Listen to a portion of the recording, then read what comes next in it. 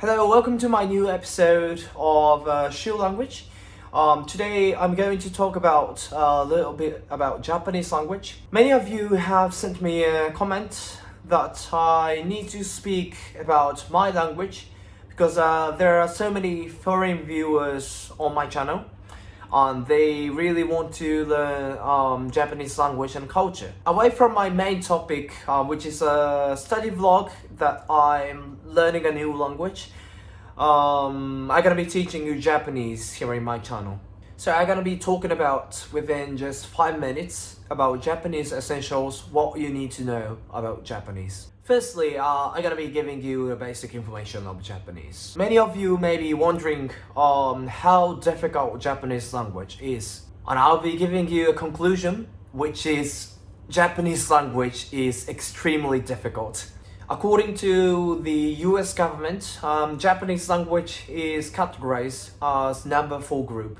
Number 4 group, which means the most difficult language group on earth, along with Korean, Mandarin, or Chinese, or Arabic, or something like that. If we compare it with English or French, say if we know 1,000 words in English, we can understand basically around 80% of English conversation. If we know 1,000 words in French, we can understand 83% of French conversation. Whereas in Japanese, only we can know 60% of conversation by knowing 1,000 words.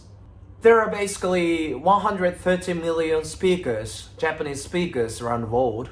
Mostly they are living in Japan. So if you want to come to Japan, Japanese language is vital for you to have a convenient trip within Japan.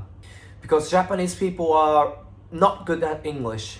Japanese language belongs to none of any language group around the world, which is actually disputed a little bit. I think Japanese has unique characteristics, which is there are too many ways to express one phrase. Say, when we say, can I have water in English, we say, for example, 水ください or 水をいただけますでしょうか水をいただけますか水はありますか水くれない水よこせ水くれ水ない Yeah, I can think of more than 10 or 20.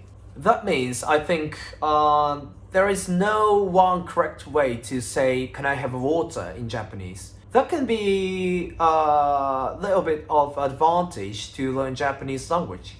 So if foreign people have learned Japanese and say something to the people, it may sound a bit strange, but we can understand because it's correct in one sense within so many expressions.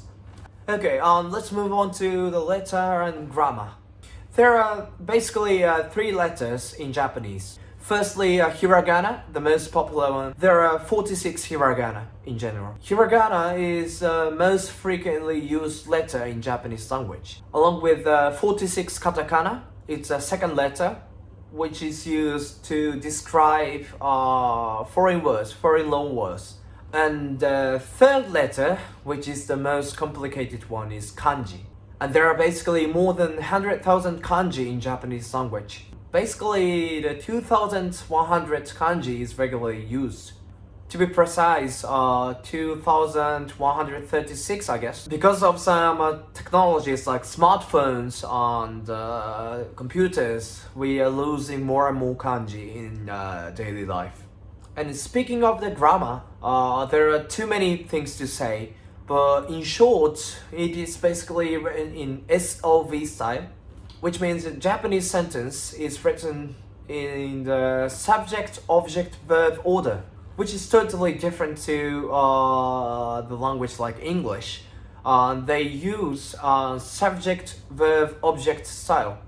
For example, if we say, I like an apple, I is subject, and like is verb, and apple is object. But in Japanese, we say 私はリンゴが好きです。私 is I, is subject, by the way, and リンゴ is object, and 好きです is a verb. And There are basically three major unique things in Japanese language. Firstly, Keigo. Probably many of you have heard that Japanese language have many styles in general. And Keigo is a prime example. There are basically three types of Keigo. Firstly, Sonkeigo, and secondly, Kenjougo, and thirdly, Teineigo. Sonkeigo is basically used to respect the type of people like older people and professors and customers. And Kenjougo is to look down myself compared to the people in respect. In Japanese culture, we tend to look down ourselves to respect the others. And Teineigo is used basically in the news or televisions. This is just a kind of formal way to express the Japanese language. So taking an example of the verb eat in Japanese in three ways. Firstly, in Sonkeigo, eat gonna be changed to meshiagaru, and in Kenjougo, itadaku, and in Teineigo, tabemasu. Secondly, Japanese syllables are quite unique. Japanese syllables are set for each letter. For example, if we hear the long words like art or internet or humor, we can see the difference very clearly. We pronounce art like ato in Japanese language as in long words, and internet becomes like internetto, and humor becomes humor.